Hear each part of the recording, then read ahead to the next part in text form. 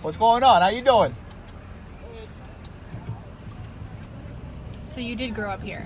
Yes, I grew up here. I went to Chelsea High School, grew up here. My parents actually still live in Chelsea. For the most part, I know a lot of people here, which helps.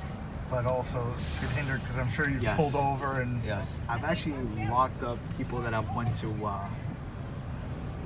high school with.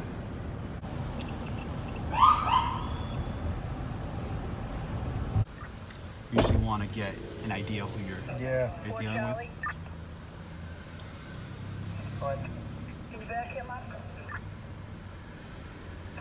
That back up for you? Yeah. Generally, when a motor vehicle stop, you always want to have ideally 2 officers.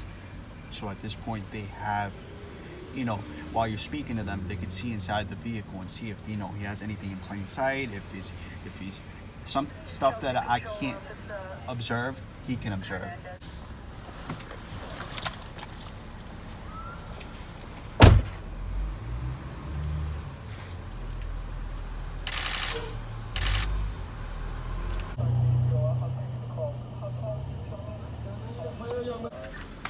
Right now, I'm just giving him a written warning, so we have it in our system, and if he has to ever get pulled over again, he's now in the system as he's well aware of this, and next time he'll get a citation.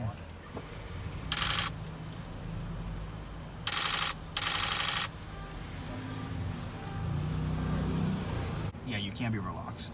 Motor vehicle stops, you're reacting to how they act, so you can't be very relaxed. You gotta be hyper vigilant. You gotta make sure that your tactics are on point. It's very important. That's something that they stress in the academy. Your presence. How you carry yourself. People are willing to, how you speak. They're willing to dissect all that just quickly. So you gotta seem confident when you're walking up to a vehicle.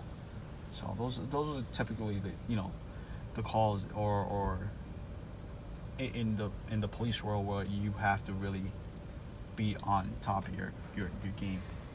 All right. It sounds like there's a lot of reading people involved. It's a lot of reading people. Yeah. It's a lot, and you gotta and as the job goes on, you start reading people faster.